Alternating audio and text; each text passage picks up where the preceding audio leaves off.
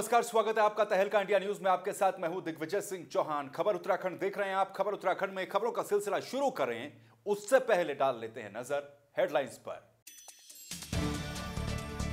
उत्तराखंड विधानसभा में फिर गूंजा स्टिंग प्रकरण। विपक्ष ने नियम 310 के तहत की चर्चा की मांग। सदन में किया जोरदार हंगामा।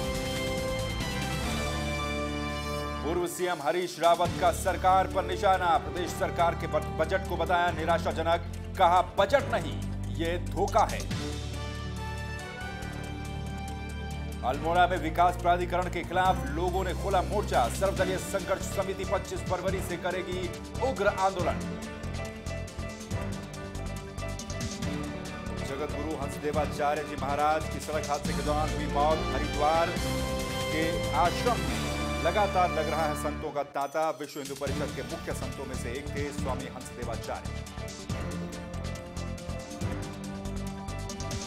उत्तराखंड विधानसभा का बजट सत्र इन दिनों चल रहा है। बजट सत्र में हर दिन प्रश्नकाल के दौरान कई तरीके के सवाल पूछे जा रहे हैं। कई सवालों पर सरकार के मंत्री और विधायक असहज भी हो रहे हैं। कई सवाल ऐसे हैं जो कि सरकार के मंत्रियों के द्वारा ही पूछे जा रहे हैं। सदन की कार्रवाई शुरू होते ही विपक्ष ने जोरदार हंगामा एक बार फिर से कर दिया। इस बार फिर से स्टिंग प्रकरण को सदन के अंदर उठाया गया और साथ ही वेल में पहुंचकर विपक्ष ने हंगामा किया। सीएम के करीबियों के स्टिंग पर विपक्ष ने नियम 310 के तहत चर्चा की मांग की। स्टिंग की सीबीआई जांच हो। जब हरीश रावत की जांच हो सकती है तो इस बार के सीएम की जांच क्यों नहीं हो सकती है, यह विपक्ष का कहना था। साथ ही इस पर प्रकाश पंत ने कहा कि अब अखबारों की कटिंग के आधार पर स्टिंग पर चर्चा संभव नहीं है। इस मामले में सीबीआई जांच की भी मांग की गई। साथ ही आपको बता दें कि सदन में इसके अलावा नियम 310 के तहत चर्चा की मांग की गई। विधानसभा अध्यक्ष ने कहा कि नियम 58 के तहत चर्चा की जाएगी और हंगामा करने के बाद विपक्ष शांत हुआ। नियम 58 के तहत स्टिंग मामले पर चर्चा हुई। इसके अलावा कांग्रेस विधायक मनोज रावत ने भी पेयजल मंत्री से सवाल किए। साथ ही पेयजल को लेकर तमाम तरह का सवाल जवाब सदन के अंदर किए गए। सीवर लाइन का मुद्दा राजधानी देहरादून में उठाया गया। कांग्रेस विधायक मनोज रावत ने मुद्दा उठाया। इसके अलावा तमाम क्षेत्रों में सीवरेज को लेकर सवाल पूछे गए। वहीं उत्तराखंड के पूर्व सीएम और कांग्रेस के राष्ट्रीय महासचिव हरीश रावत ने एक प्रेस कॉन्फ्रेंस का आयोजन किया। इस प्रेस कॉन्फ्रेंस में हरीश रावत ने केंद्र सरकार और प्रदेश सरकार पर जमकर हमला बोला। उनसे बातचीत की हमारे स्टेट हेड वकील अहमद ने। सुनिए क्या कह रहे हैं। सूबे के पूर्व मुख्यमंत्री आज मेरे साथ मौजूद हैं। हाल ही में प्रेस वार्ता भी की है। मौजूदा हालात इस वक्त मुल्क के क्या हैं, क्योंकि आगे लोकसभा चुनाव भी आने वाला है। सर, सबसे पहले स्वागत है आपका। सर, क्या कुछ लगता है जिस तरीके से 2019 का चुनाव भी आने वाला है और मुल्क के हालात, अगर हम बात करें किसानों की करें, अपने जवानों की करें, नारा भी दिया जाता है। देश बदलाव का मूड बना चुका है, मन बना चुका है। और उत्तर प्रदेश में प्रियंका जी के सक्रिय रूप से राहुल जी की टीम में जुड़ जाने के बाद अब ये हवा और प्रबल हो जाएगी बदलाव की। और बदलाव के नेता, बदलाव के प्रेरक, बदलाव के केंद्र बिंदु राहुल गांधी जी। तो क्या लगता है कि उत्तराखंड में जब है ना, अभी हाल ही में विधानसभा में बजट भी पास हुआ है, उसको किस नज़रिए से आप देखते हैं यहाँ की जनता के लिए? ये बिल्कुल फेल्ड बजट है, निराशाजनक बजट। चलिए, साफ तौर से कहना है कि जो बजट है बिल्कुल फेल है, निराशाजनक है। अब देखने वाली बात ये होगी कि आगे आने वाले वक्त में किस तरीके के कांग्रेस जो है ना प्रदर्शन कर पाती है। कैमरा पर्सन आरपी सिंह के साथ मैं वकील अहमद, तहलका इंडिया न्यूज़, देहरादून। तो ये बीते दिनों महंत इंद्रेश अस्पताल में केंद्र सरकार की तरफ से एक जांच टीम पहुंची थी और इस टीम ने इस बात की जांच पड़ताल यहां पर की कि किस तरह से H1N1 वायरस यानी कि स्वाइन फ्लू को लेकर अस्पताल के अंदर व्यवस्थाएं हैं। जिसके बाद कई मीडिया रिपोर्ट्स में एक खबर छपी थी। ये रिपोर्ट छपी थी कि केंद्र सरकार की इस टीम ने यहां से एक रिपोर्ट जारी की है। लेकिन अस्पताल प्रबंधन ने एक प्रेस कॉन्फ्रेंस की और उसके बाद ये कहा कि इस रिपोर्ट का अस्पताल प्रबंधन खंडन करता है। क्या कुछ कह रहे हैं महंत इंद्रेश अस्पताल के एमएस। उनसे बातचीत की हमारे स्टेट हेड वकील अहमद ने। स्वाइन फ्लू एक ऐसी बीमारी है जिसका नाम सुनते ही एक सिरहन सी पैदा होने लगती है। हालांकि महंत इंद्रेश हॉस्पिटल की अगर हम बात करें, काफ़ी लंबे अरसे से अपनी सेवाएं दे रहे हैं और स्वाइन फ्लू का इलाज, यहाँ के मरीज़ों का इलाज काफ़ी मुस्तैदी से कर रहे हैं। लेकिन हाल ही में एक मामला ऐसा सामने आया कि कोई यहाँ पर जो है ना गवर्नमेंट की टीम आई। गवर्नमेंट की टीम ने यहाँ की लैब का जायज़ा लिया। जायज़ा लेने के बाद जो है ना प्रेस रिलीज़ जारी कर दी कि कुछ इसके अंदर, लैब के अंदर कमियां हैं। मानना यहाँ के डॉक्टरों का ये है कि हम पूरी तरीके से फुल फ्लैज हैं, कंप्लीट है। उसी पर चर्चा करने के लिए डॉक्टर विनय राय सीएमएस है यहाँ के, मैं उन्हीं से बातचीत करूँगा। डॉक्टर साहब, सबसे पहले स्वागत है आपका। थैंक यू, नमस्कार। डॉक्टर साहब, एक फोबिया एक फैलाया जा रहा है, एक प्रचार भ्रामक तरीके से जो है ना किया जा रहा है कि यहाँ पर जो टीम आती है इन्फेक्शन करती है और उसके बाद जो है ना आप लोगों को कुछ नहीं बताया जाता और फिर प्रेस रिलीज जारी कर देती है कि कुछ कमियाँ हैं। सच्चाई क्या है? देखिए, ऐसे है कि जो भी हमारी लैब्स हैं या सेंट्रल लैब है या मॉलिक्यूलर लैब है, वो अप्रूव्ड लैब्स होती है। हम रेगुलर इंस्पेक्शन कराते हैं क्योंकि ये हमें बहुत मैंडेटरी है, क्योंकि हम हॉस्पिटल मेडिकल कॉलेज हैं, वो अप्रूव्ड है मेडिकल काउंसिल ऑफ इंडिया के थ्रू। तो अगर हमारी लैब्स अप्रूव्ड नहीं हैं, सर्टिफाइड नहीं है और रेगुलरली इंस्पेक्टेड नहीं है, तो हम ये लैब्स चला नहीं सकते। And as per clinical act we have to, हमको ये करना पड़ता है। हमारी जो सेंट्रल लैब है वो NABL एक्रेडिटेड लैब है। एवरी ईयर इंस्पेक्शन टीम आती है, सारे हमारे लैब देखती है। जो हमारी मॉलिक्यूलर लैब है उसमें NABL एक्रेडिशन की ज़रूरत नहीं होती है, वो नेशनल डिजीज़ कंट्रोल सेंटर से जो अप्रूवल आती है उसके हम करते हैं। इसके बावजूद हम रेगुलरली 5% to 10% ऑफ हमारे सैम्पल्स हम वो दिल्ली भेजते हैं और वो सर्टिफाई करते हैं कि हमारे जो रिपोर्ट्स हैं वो करेक्ट हैं। क्या कुछ कहेंगे? क्या आप को अगर मैं ये बात कहूँ कि आप अपने आप में बिल्कुल फुल फ्लेज हैं, कंप्लीट हैं, तो ये कितनी सच्चाई इसके अंदर है? जी, हम अपनी तरफ से पूरी करते हैं बिकॉज़ ये matter of life and death है। हम किसी की लाइफ से हम ऐसे रिस्क नहीं ले सकते हैं कि उसको जो बीमारी नहीं है उसको बीमारी डिक्लेयर कर देंगे। हमारे जो कॉन्शियंस है वो परमिट नहीं करता, और जो भी हमारी कमी पेश है कोई कभी भी पॉइंट आउट कर दे, हम रेडी हैं उसको रेक्टिफाई करने के लिए। हमारी तरफ से हम हमेशा पॉजिटिव रहते हैं और हम को रिज़ल्ट मिलने से हम रिज़ल्ट्स भी दे रहे हैं। जो पेशेंट सैल्वेजेबल है, जो ट्रीटेबल है, उनका इलाज हो रहा है और काफ़ी सक्सेसफुली इलाज होकर जा रहे हैं। बहुत बहुत शुक्रिया। चलिए, डॉक्टर साहब का साफ तौर से कहना है कि उनका सिर्फ एक ही मकसद है, उनके अस्पताल का एक ही मकसद है कि यहाँ जो भी मरीज़ आएगा उसका प्रॉपर तरीके से, बड़ी ईमानदारी से और बड़ी जिम्मेदारी से इलाज किया जाएगा। बाकी जो भी इस तरीके की टीमें आती हैं उनका अपना काम है, लेकिन उनका साफ कहना है कि हम अपना काम ईमानदारी से आगे भी करते रहेंगे। कैमरा पर्सन RP सिंह के साथ मैं वकील अहमद, तहलका इंडिया न्यूज़, देहरादून। तो वहीं हरिद्वार के जगत गुरु हंसदेवाचार्य जी का निधन हो गया। आपको बता दें, ये दुखद खबर सामने आई है। एक हादसे के दौरान उनका निधन हुआ है। साथ ही ये भी आपको बता दें कि यह हादसा लखनऊ के पास उन्नाव में यह हादसा हुआ है, जहां पर एक सड़क दुर्घटना के दौरान स्वामी श्री हंसदेवाचार्य जी का निधन हो गया। स्वामी जी के निधन की खबर हरिद्वार तीर्थ नगरी में जब फैली तो सभी साधु संतों के आश्रम पहुंचने का सिलसिला लगातार जारी है। स्वामी जी 23 फरवरी को खड़खड़ी शमशान घाट पर रामचंद्राचार्य संस्कार पद्धति के अंतिम संस्कार में शामिल हुए, जिसके बाद स्वामी जी का पार्थिव शरीर उनके आश्रम जगन्नाथ धाम हरिद्वार लाया जा रहा है। स्वामी जी के असमय निधन होने से हिंदू समाज और सनातन संस्कृति को भारी क्षति मानी जा रही है। स्वामी हंसदेवाचार्य जी महाराज जहां विश्व हिंदू परिषद के मुख्य संतों में से एक थे, तो वहीं सनातन संस्कृति के पूर्ण समर्थक भी थे। उन्होंने समाज को नई दिशा देने का काम भी किया है। जयराम आश्रम के महंत ब्रह्मस्वरूप ब्रह्मचारी ने कहा कि महाराज जी के जाने से संत समाज बेहद दुखी है। ये एक बहुत बड़ी क्षति संत समाज के लिए है। वहीं हरिद्वार में चिकित्सकों ने राज्य सरकार के खिलाफ जमकर प्रदर्शन किया। आपको बता दें कि इन दिनों प्रदेश भर में जगह जगह पर प्राइवेट डॉक्टरों की हड़ताल और उनका प्रदर्शन सरकार के खिलाफ लगातार जारी है। हरिद्वार में भी इसी सिलसिले में विरोध प्रदर्शन किया गया। यहां पर चंद्राचार्य चौक से देवपुरा चौक तक जुलूस प्रदर्शन निकालकर प्रदर्शन किया गया। सरकार कितनी संवेदनशील है, इस मसले पर 8 दिन से निजी अस्पताल और क्लिनिक बंद है, इससे अंदाजा लगाया जा सकता है। डॉक्टर जसप्रीत सिंह ने बताया कि ये प्रदर्शन अस्पताल क्लिनिकों के स्टाफ, उनके परिवार वालों का है, जिनकी रोजी रोटी आज खत्म होने को है। हम उनके परिवार वालों का समर्थन कर रहे हैं और 8 दिन हो गए हैं, लेकिन सरकार अपनी बातचीत के लिए आगे नहीं बढ़ पाई है। मरीज परेशान है, स्थिति बेहद बदहाल हो चुके हैं, लेकिन इसके बावजूद भी क्लिनिकल एस्टेब्लिशमेंट एक्ट को लेकर कोई भी यहाँ पर जो बात है सरकार की तरफ से वो देखने को नहीं मिल रही है।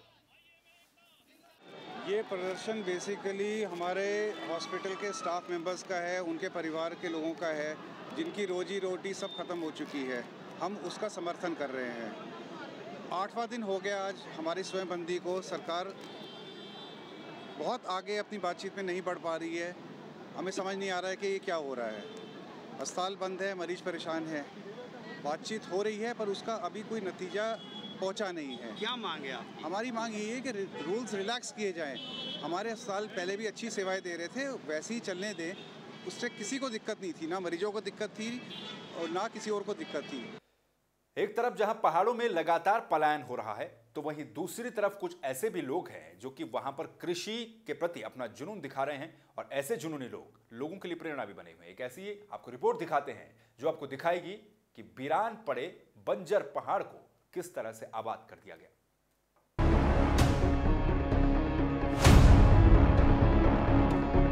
एक तरफ मूलभूत सुविधाओं के अभाव में जहां पहाड़ से लोग लगातार पलायन कर रहे हैं, वहीं जो लोग बचे भी हैं वो जंगली जानवरों के आतंक के कारण लगातार खेती से विमुख होते जा रहे हैं। कारण यही है कि बड़े पैमाने पर खेती बंजर होती जा रही है। लेकिन कुछ ऐसे भी जुनूनी लोग हैं जो कि सभी के लिए प्रेरणा का स्रोत बने हुए हैं। विकासखंड जखोली के गवाड़ा सेमताला गांव निवासी सोबत सिंह बागड़ी ने वीरान पथरीले पहाड़ पर मेहनत का बगीचा खड़ा कर दिया, जिसे देखकर हर कोई उनकी तारीफ ही करेगा। तस्वीरों में जिस हरे भरे बगीचे को आप देख रहे हैं, ये पर्वत कभी सूखा रेगिस्तान हुआ करता था। लेकिन दिल्ली के पंजाब नेशनल बैंक में सीनियर मैनेजर के पद से सेवानिवृत्त हुए सोबत सिंह बागड़ी जब घर लौटे तो गांव की बंजर धरती उन्हें रास नहीं आई और उन्होंने इसे हरियाली में बदलने का संकल्प ले लिया। देखिए, यहाँ जो हम लोग देख रहे हैं ना, सब लोग खाली करके जा रहे हैं। चलो ठीक है, बच्चे पढ़ाने के लिए, उसके बाद कम से कम लोग रिटायर होके मुझे लगा कि मुझे अपने हम यहीं पैदा हुए हैं, तो मैं रिटायर होके मेरा मन नहीं लगा वहाँ जैसे। और फिर मैंने सोचा कुछ किया जाए, ज़मीन सब बंजर हो रही है, तो मैंने पौध लगाने का सोचा। उद्यान में गया मैं। साल 2014 में उन्होंने इस बेजान जमीन पर उद्यान विभाग की सलाह पर 200 आम के पेड़ लगाए। समय समय पर खाद पानी निराई गुड़ाई करते रहे तो इस बेजान जमीन में जान आने लगी। इन पेड़ों में नई कोपलें फूटने लगी। इससे सोबत सिंह के मन में काफी उम्मीद की किरण जगी। उन्होंने 6 महीने में फिर से 200 पेड़ आम के लगा डाले और फिर ये क्रम लगातार चलता रहा।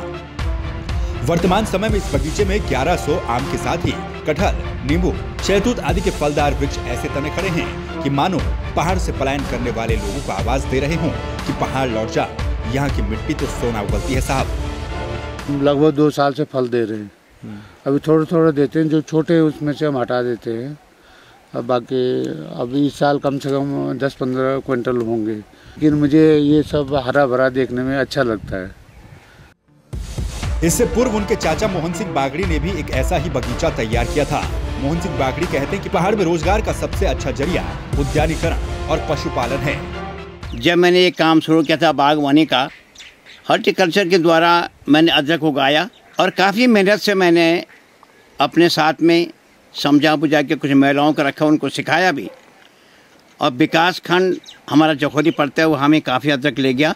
महिलाओं को हम यहाँ टर्न नहीं कर पाए कि भाई आप खेती में ज़्यादा ध्यान दो।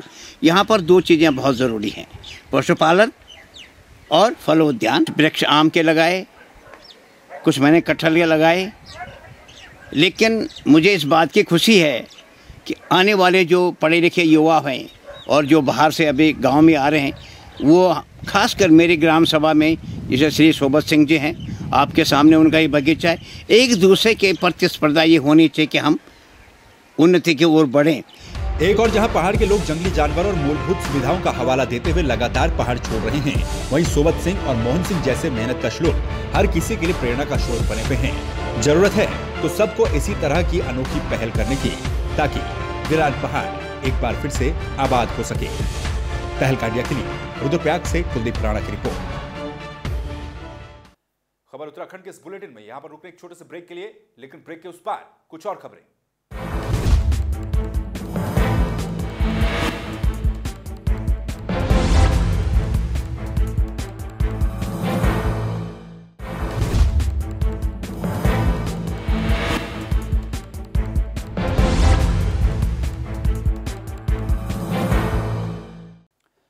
ब्रेक के बाद एक बार फिर से आपका स्वागत है। अगली खबर का रुख करेंगे लक्सर से। अगली खबर है जहां पर रेलवे स्टेशन पर एक हंगामा होता हुआ नजर आया। यहां पर एक महिला आई जो कि आत्महत्या करने का प्रयास करने लगी, लेकिन सूझबूझ के चलते इस महिला को बचा दिया गया।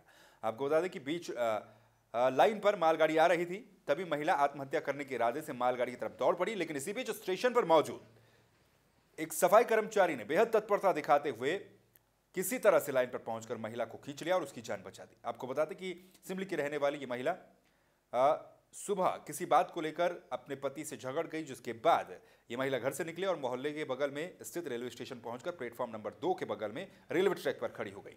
सहारनपुर से मुरादाबाद की तरफ जाने वाली एक मालगाड़ी उस ट्रैक पर आ रही थी।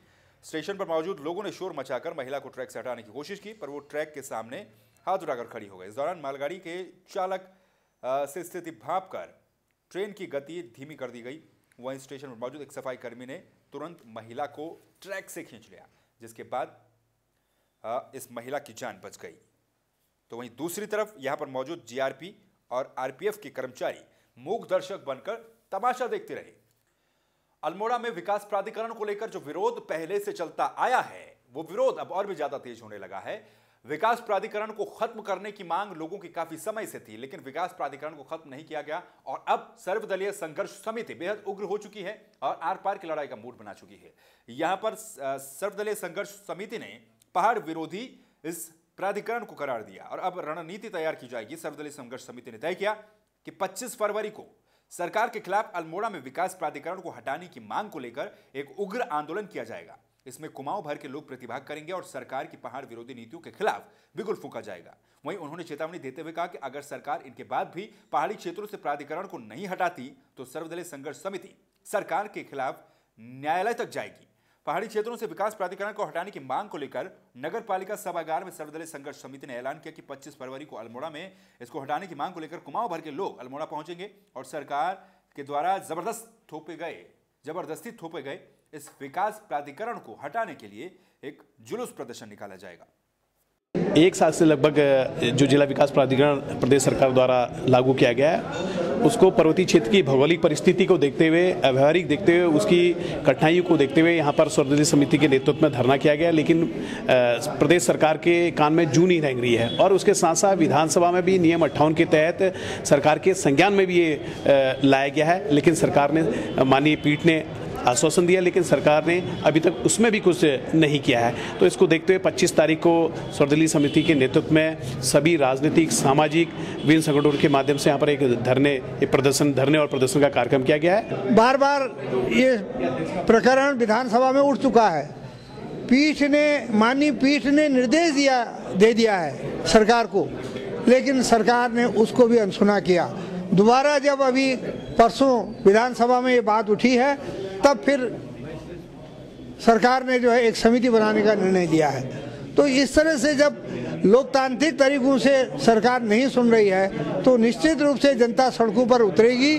और ये शुरुआत है, ये जो 25 तारीख का प्रदर्शन है, ये एक शुरुआत है और इस शुरुआत के माध्यम से जनता सरकार को बताएगी कि जनता बड़ी है या सरकार बड़ी है। कोटद्वार से अगली खबर, जहां पर अपराधी कितने बेलगाम है, अपराधियों के अंदर डर नहीं रहा। इस बात का ताजा उदाहरण नजर आता है कि यहां पर अपराधी खुलेआम हथियार लेकर घूमते हुए नजर आते हैं, लेकिन पुलिस प्रशासन का भय इन अपराधियों के अंदर जरा सा भी देखने को नहीं मिलता। इन पर अंकुश लगाने में पुलिस नाकाम साबित हो रही है। ऐसे में पुलिस की कार्यप्रणाली पर भी सवाल उठने लाजमी है। पुलिस पर आरोप हम नहीं, बल्कि पुलिस खुद स्पष्ट कर रही है इस बात को कि कोतवाली क्षेत्र में हथियारबंद बदमाश खुलेआम घूम रहे हैं। ऐसा ही मामला सामने आया जब देर शाम कोतवाली पुलिस ने गश्त के दौरान 2 लोगों को नाजायज तमंचे के साथ गिरफ्तार कर लिया। आपको बता दें कि चौकी प्रभारी ने चेकिंग के दौरान नजीबाबाद रोड के पास 2 व्यक्तियों को अलग अलग 315 बोर के तमंचे और जिंदा कारतूस के साथ गिरफ्तार किया है। पकड़े गए अभियुक्त नजीबाबाद रोड के रहने वाले बताए जा रहे हैं। इन पर पहले भी आईपीसी की धारा 25 में मुकदमा दर्ज कर दिया गया है और जेल भेज दिया गया है। पुलिस के अनुसार पहले भी इन पर कई तरह के आपराधिक मुकदमे दर्ज हैं। शाम को चेकिंग के दौरान जो चौकी इंचार्ज बाजार हैं कोटद्वार के सत्येंद्र भंडारी, वो नियमित चेकिंग कर रहे थे और नियमित चेकिंग के दौरान इनको 2 लड़के मिले, जिनमें से एक दिव्यम ठाकुर और दूसरा लड़का इमरान करके है। और उनसे दोनों के पास 315 बोर के तमंचे मिले और कारतूस भी मिले, जिंदा कारतूस मिले हैं। इसके आधार पर उन पर आम सक्रिय धाराएं लगाकर इनको जेल भेजा गया है।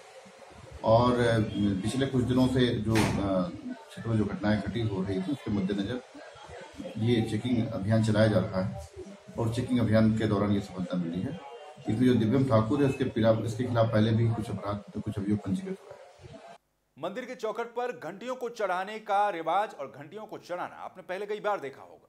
लेकिन आज हम आपको एक ऐसी स्थिति भी दिखाते हैं जब मुराद पूरी होने पर मंदिर में दराती चढ़ाई जाती है। जी हाँ, ये पूरा मामला दरअसल हल्द्वानी का है, जहां पर आस्था और खेती का मिलन और खेती का गठजोड़ किस तरह से होता है ये तस्वीरें बयां करती है। यहाँ पर हल्द्वानी के निकट फतेहपुर गांव में गोपाल बिष्ट जी का एक मंदिर है, जहां पर मुराद पूरी होने पर दराती चढ़ाई जाती है। मान्यता है कि गोपाल इस मंदिर में गांव और उनकी खेती किसानी और मवेशियों की रक्षा ये मंदिर करता है। स्थानीय लोगों के मुताबिक कई सालों से इस मंदिर के आसपास के गांव में कभी भी किसी प्रकार की फसल बर्बाद नहीं हुई और किसी भी ग्रामीण पर जंगली जानवरों ने हमला नहीं किया, लिहाजा ये सब मंदिर का आशीर्वाद माना जाता है। खेती किसानी और दूधिया जानवरों से जुड़े कोई भी परेशानी हो तो ग्रामीण इस मंदिर में ही यहाँ पर आते हैं, जिसके बाद इस मंदिर में दराती चढ़ाई जाती है। मैं अभी पहली मर्तबा यहाँ पर आया हूँ कि लोगों ने कहा कि यहाँ पर गोपाल बिष्ट जी का मंदिर है, इसकी बहुत मान्यता है। तो मान्यता यह है कि यहाँ पर जिसके जानवर दूध में नहीं है या कोई टीकाकरण से भी गर्भ में नहीं रहते हैं, तो उसमें जब जानवर फलीभूति हो जाते हैं तो दूध चढ़ाने लोग बाग यहाँ पर आते हैं। बहुत पुराने समय से यहाँ पर इसकी स्थापना है। हमारे पिताजी लोगों ने भी इसको अपने छोटपन से देखा और हम भी देख रहे हैं। तो यहाँ पर जो हमारे जानवरों से सुरक्षा, क्योंकि जंगल के किनारे हमारा गांव है, उनसे जंगली जानवरों से हमारी सुरक्षा, उनकी कामना हम गोपाल बिष्ट जी करते हैं। और साथ में हमारे जो भी दुधारू पशु हैं और कृषि कार्य में जो उपयोगी पशु हैं, उन सबको हमें दूध प्राप्त होता रहे, जानवर यथा समय दूध दे, उस कामना के साथ हम यहाँ पर दूध चढ़ाते हैं। खबर उत्तराखंड के इस बुलेटिन में फिलहाल के लिए बस इतना ही, लेकिन बाकी खबरों के लिए आप लगातार बने रहिए और देखते रहिए तहलखा इंडिया न्यूज। नमस्कार।